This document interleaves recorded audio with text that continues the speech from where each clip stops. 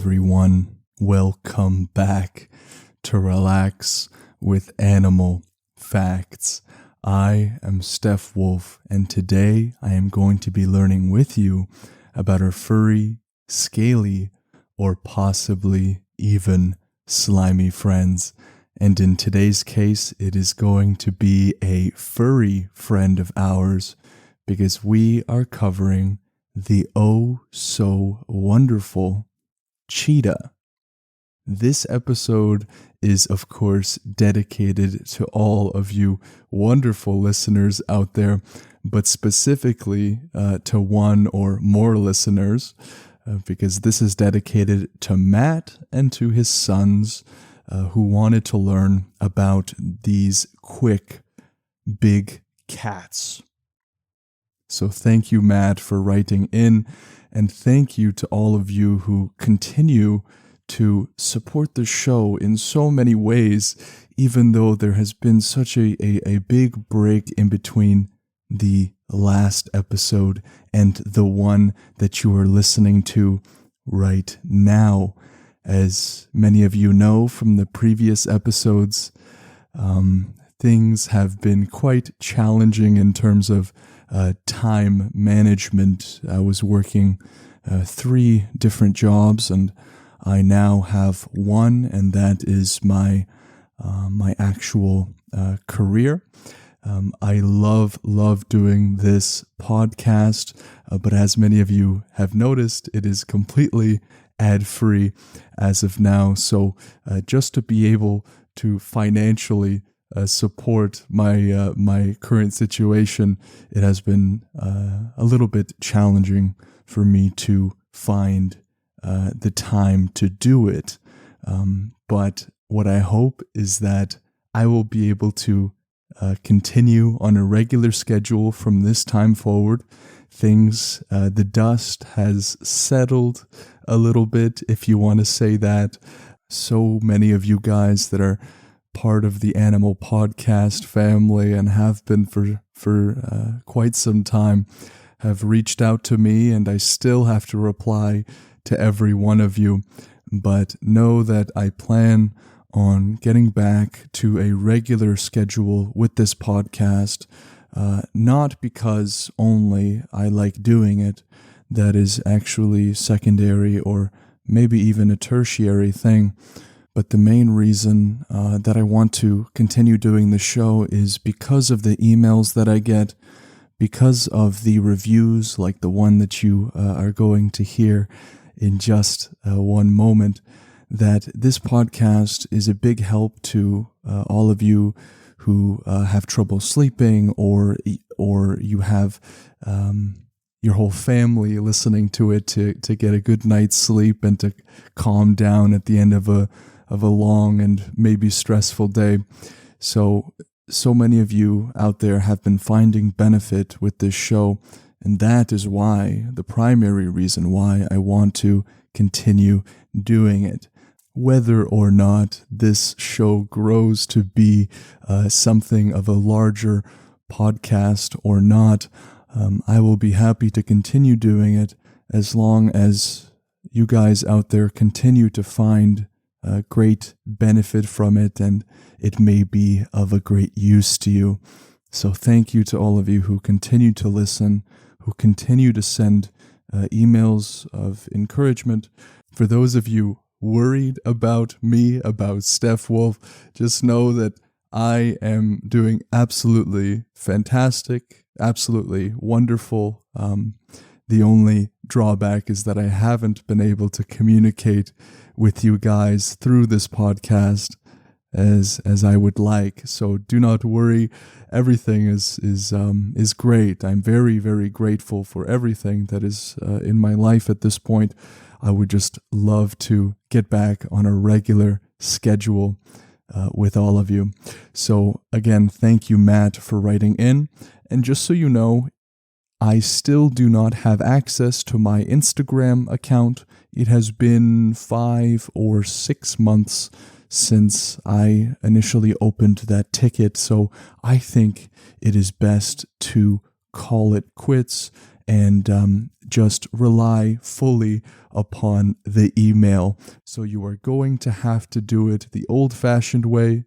You can send me a letter via carrier pigeon, or if you'd like, you can also send me an email to relaxwithanimalfacts@gmail.com, and I can assure you that is probably not going to get lost and probably not going to take as long as a carrier pigeon.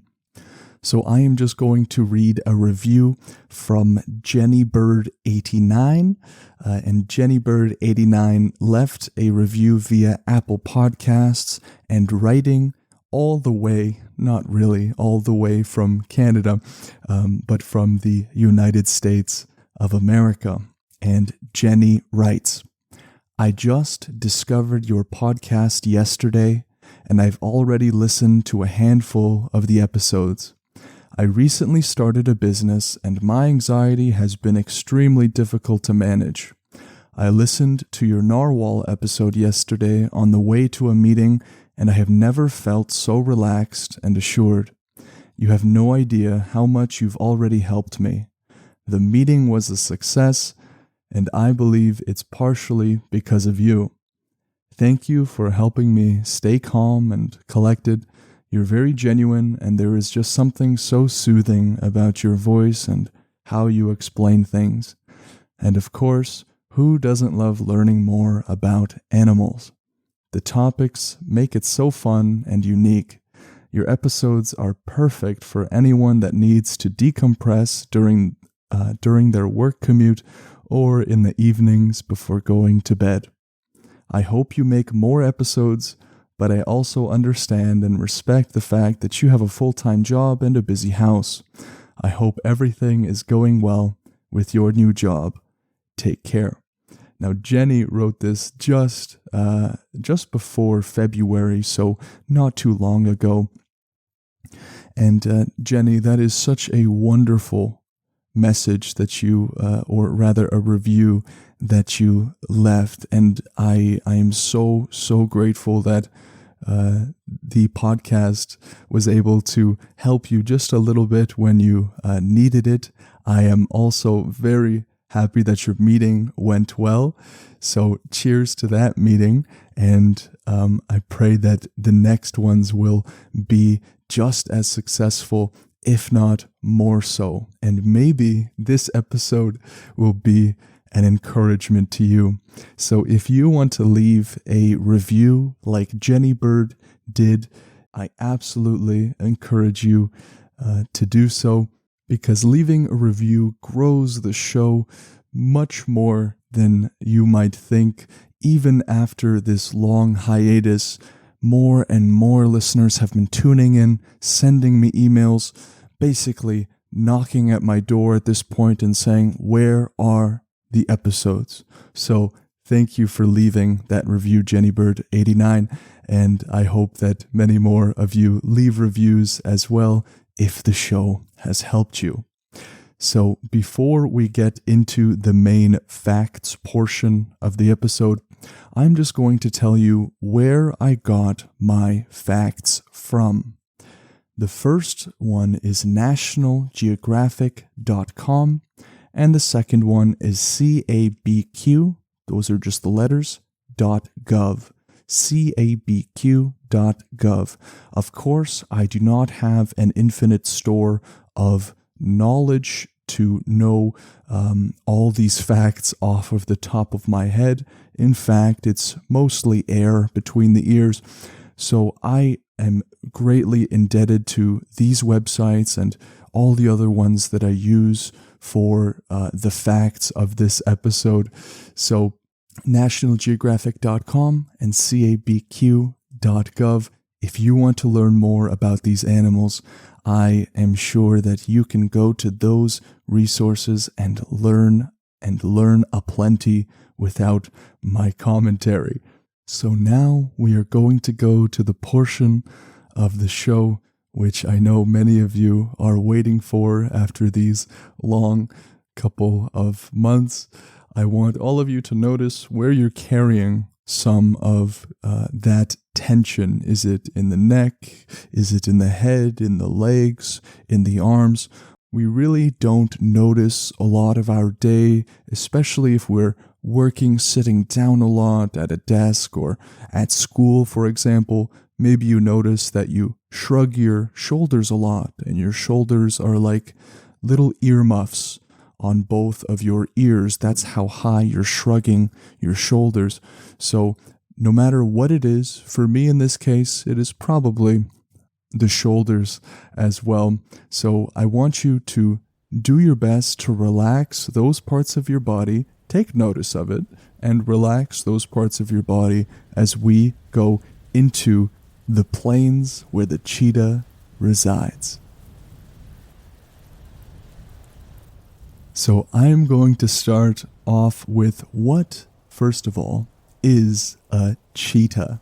We may have heard many things growing up in school and maybe reading certain animal books, because the cheetah is a pretty special one because of its unique given capabilities.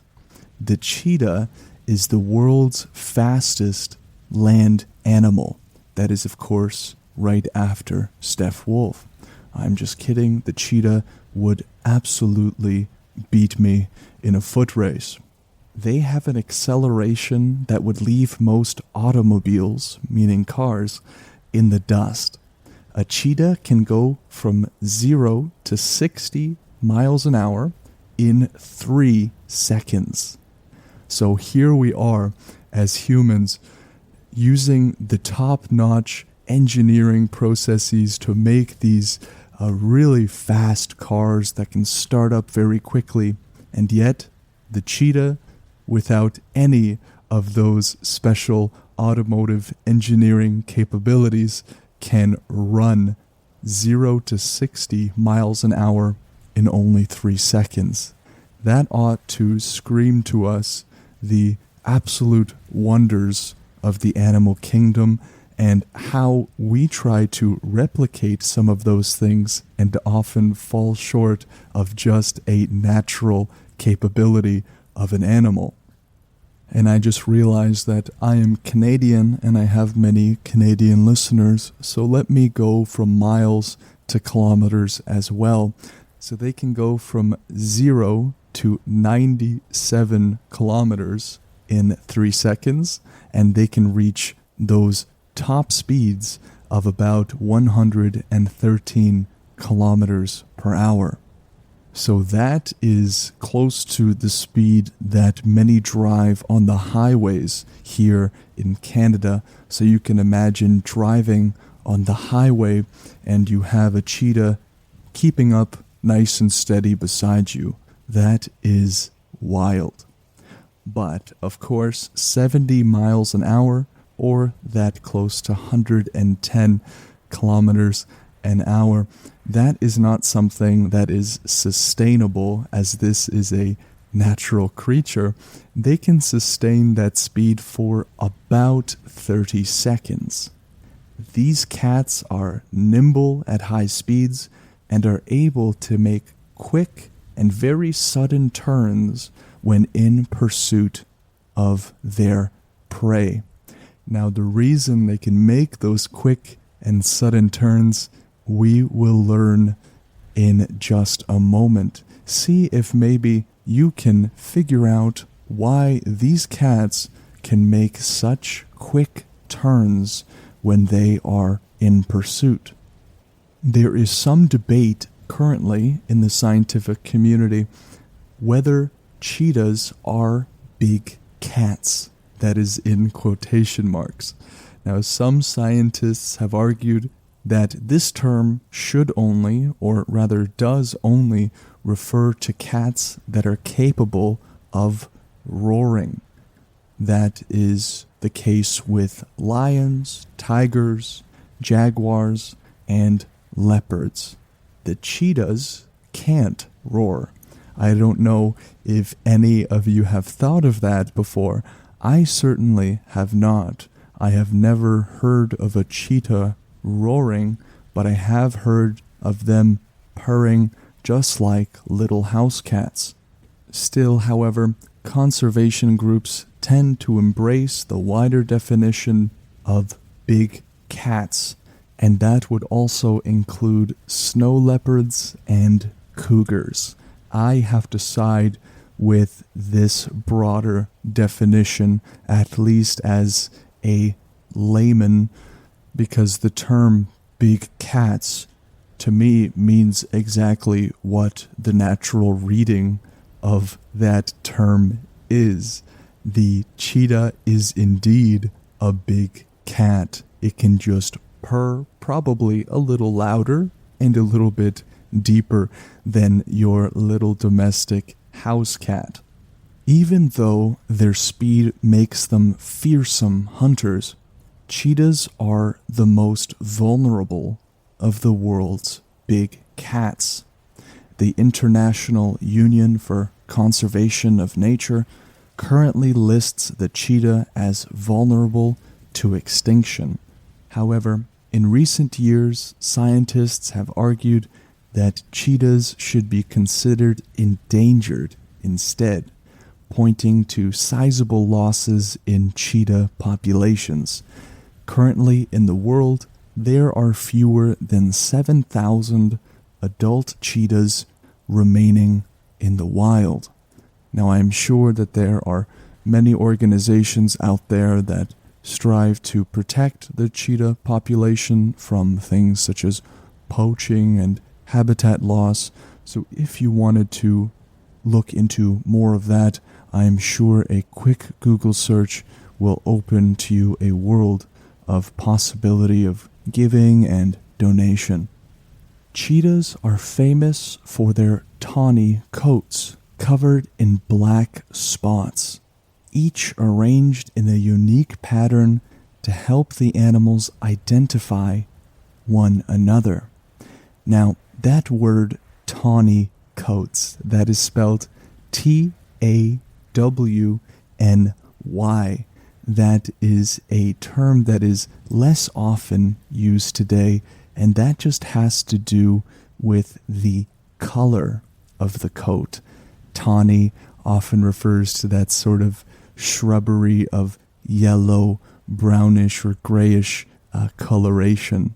Bold black stripes streak like tears from the inner corners of their eyes down to the sides of their mouths, and the ends of their bushy tails are encircled by those signature black rings.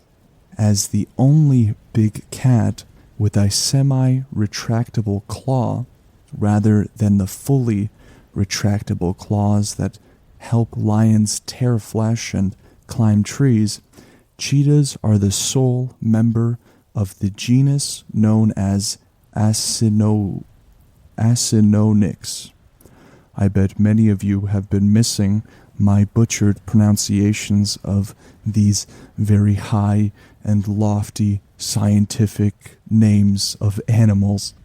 But here we can see what distinguishes the cheetah not just from the entirety of land mammals or animals as being this incredible powerhouse through running. They are also unique in this way of being the sole member of its own genus and having a semi-retractable claw. Cheetahs' coats can vary depending on their habitat. This is something that we see quite often, quite commonly, I believe, in the 90-something odd episodes that we have done, that depending on their habitat, there will be these changes in color or size. So this is something that we are coming to expect.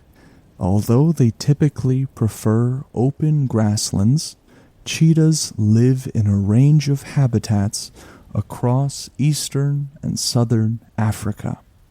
One subspecies, the critically endangered Asiatic cheetah, can only be found in Iran, and only a few hundred are believed to be left. cheetahs in desert regions are sometimes smaller with paler coats, while some cheetahs in southern Africa have a genetic mutation that gives them those larger spots and even stripes. There have also been rare sightings of spotless cheetahs in Kenya. So it is very cool that there is this diversity even within the cheetah population, depending on where they are. You will see sometimes that certain members of the species will have these certain genetic mutations that will, for example, take away certain things. It is very, very rare for a genetic mutation to produce a new characteristic that is viable in the population or that is beneficial. It is most oftentimes something that results in a destructive sort of outcome. But in this case, where there is this genetic mutation that gives them these larger spots and even stripes, I think it is maybe possible that that mutation is taking away that bit of color in those different areas. And that just makes them that much more unique when we look at them and stand in awe of their wonderful coats. The cheetah's body is uniquely adapted to help them reach top speeds from their long, slender limbs and hard foot pads to their spine that is very, very flexible, and it will give them this long stride. Now here we go to the reason this big cat can make such hard turns or quick turns while they are running at their high speeds. It is their tail. The cat's light tail will act like a kind of rudder in which it can greatly impact its direction and its speed with this little rudder of a tail. Also, its semi-retractable claws act like the spikes on a sprinter's shoe to offer them this kind of stability during these high-speed chases. So before, you might have been thinking some of the same things that I was thinking. Semi-retractable claws. What is the purpose of this very interesting characteristic? And here we see that these semi-retractable claws will act as sort of cleats. Maybe those of you who play sports that require cleats like soccer or baseball, for example, we can see that this gives them that traction to be able to run with a kind of precision and a grip. You can imagine, even if you were driving your own car, if you had worn down all of the tread on that tire, and as you go trying to make sharp turns or sharp stops, I believe that that would be an incredibly difficult task to stop in a way that is safe for everyone involved. And so it is with the cheetah's semi-retractable claws, giving them that stability needed during that high-speed chase. The cheetahs also have very large nasal cavities that will help them gulp in oxygen, while the shape of their inner ears allows them to maintain balance and keep their heads still as they run. So the physics of this animal locomotion, right, meaning running and walking and moving in that sense, the physics that these animals employ on an instinctual basis is something that we have implemented in so many different things But with the painstaking hours, days, months, and years in laboratories and different academic settings to try to figure out how we can do this and implement it in our daily lives to make them easier. So just like the cheetah's amazing running capabilities rival that of the latest of human automotive engineering, here we have cheetahs being able to maintain balance and implementing physics instinctually that we have to apply incredibly thoughtfully in our technologies to do the same. This ought to provoke just such a sense of wonder of not only the cheetah, but of all of the animal kingdom. The cheetah here is especially unique, but the wonder of animals is not only given to the cheetah, but I am sure if you study any animal enough, you will come to these same sort of conclusions if you just dig a little deeper. And so you might be thinking, why exactly do cheetahs have such large nasal cavities that help them gulp in oxygen?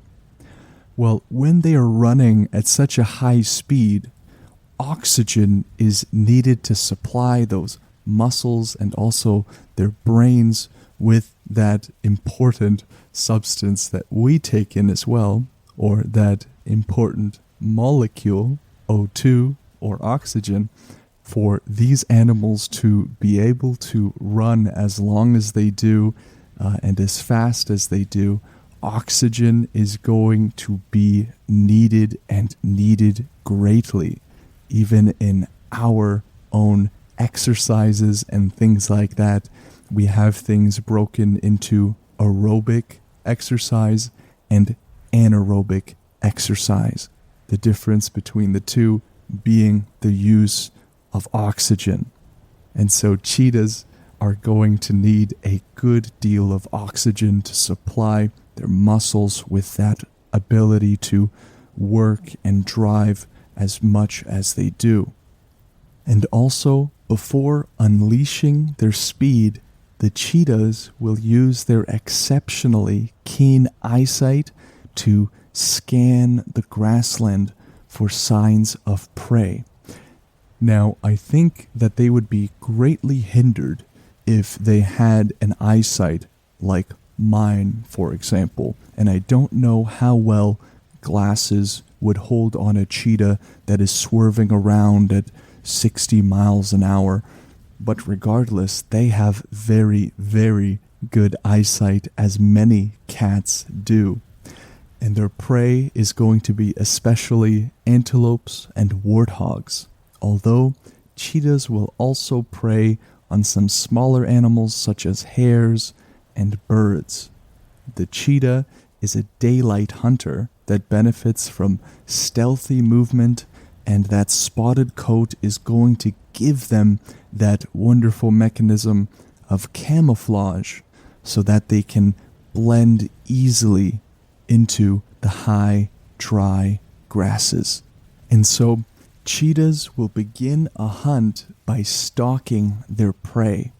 When the moment is just right, the cheetah will sprint after its prey and attempt to knock it down to the ground.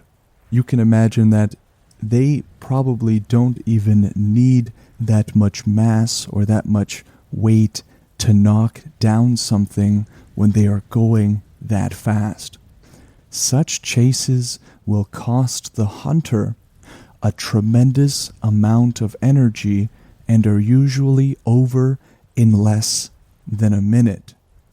So what this means is that the prey has to simply outlast or outmaneuver the cheetah in those first 30 to 60 seconds to be able to get away relatively safely. A lot of these prey, such as antelopes, for example, don't have tremendous bursts of speed as the cheetahs do, but they do have incredible endurance. So they can outrun a cheetah when it comes to long distances, but they just need to get out of that 30 to second window of that initial burst of energy and speed from the cheetah. So if it is successful, the hunt of the cheetah, of course, the cheetah will begin eating its prey quickly to prevent opportunistic animals like the much larger lion or the pack of hyenas from coming in and getting in the way of their lunch. And so, because the cheetah uses such a tremendous amount of energy in its active chasing, it is going to be very, very careful about which hunting opportunities it is going to take. It is not going to run out into the open field and attempt to chase something necessarily. But as we see, or as we have seen, it will use those grasses to blend in and get as close as possible to make the chance of this hunt the best it can be, so they do not waste their energy. Here, of course, in human life, depending on where you are in the world, of course, but you generally do not need to worry too much about how you spend your energy, because you can go into the fridge, take something out, and eat whenever you want. That is something that is not in the animal kingdom. And cheetahs are not really scavengers. They will very, very rarely scavenge for food. That word scavenge just means finding animals that have already become prey to another animal, and there is some meat left on the bones as it is that they can enjoy, almost like leftovers. So if you, for example, on Thanksgiving, leave a good amount of turkey or even a little bit in the fridge, and you go in the next day to get some of those turkey leftovers, I wouldn't say you were wrong if you called yourself a scavenger in that moment. But back to the cheetahs. The cheetahs will stay hydrated mainly by drinking the blood or other bodily fluids from their prey. This is the wild, and they will do what they need to survive. So before we go to the final fact of the episode, which is the name cheetah, where does it come from? We're just going to talk about their social structure and their reproduction. So unlike lions, cheetahs do not live in groups. The female cheetah will live on their own, each with a large home range. Females in areas such as the Serengeti, where the prey is migratory, meaning that the prey migrates, and typically the cheetah, or the female cheetah rather, will follow the herds. Meanwhile, the males are either solitary or will form small coalitions with one or two other males, and these will be typically the males that they have grown up with in some degree. Some males will even establish small territories in areas where they are likely to find mates. And the mating habits between the male and the female cheetahs will be not one of monogamy, meaning one partner. They will have several partners, and studies show that cubs of the same litter can have different fathers. So female cheetahs will typically have a litter of 3 cubs, those are baby cheetahs, that live with them for around a year and a half. The young cubs will spend that time learning from their mom and practicing those hunting techniques with those playful games that little cats are known to do. And so let us finish with the name Cheetah. Where does it come from? So the term etymology is really what it means, that the root of a word or where a word is coming from. So here on etymonline.com, it says that the cheetah in 1704 was known as the large spotted cat of India. So from the Hindi word cheetah, which means leopard. So cheetah spelled Chita. And it's from the Sanskrit word chitraka, which means hunting leopard or tiger. And it continues to go farther and farther back, making it a little bit less clear. But I think we will stop the etymology there because it gives us exactly what we are looking for. So we see here that the name cheetah also has a rich history as well. Thank you to all of you who have listened to this full episode. For those of you that have made it to the end, whether it be your first listen, your second listen, or your third listen, I am so grateful for your listenership. And if you want to leave a review on Apple Podcasts or wherever you listen, I greatly encourage you to do so if the podcast has been a big help to you. And again, thank you to Matt and to your sons for this wonderful suggestion for this podcast episode.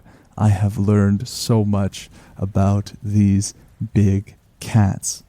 If you want to learn about a specific animal, please send me an email to relaxwithanimalfacts@gmail.com.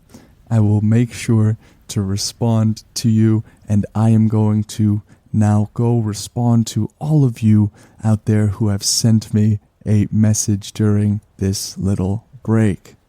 So I hope that you have enjoyed this episode, and I hope that you will join me on the next episode with the next animal.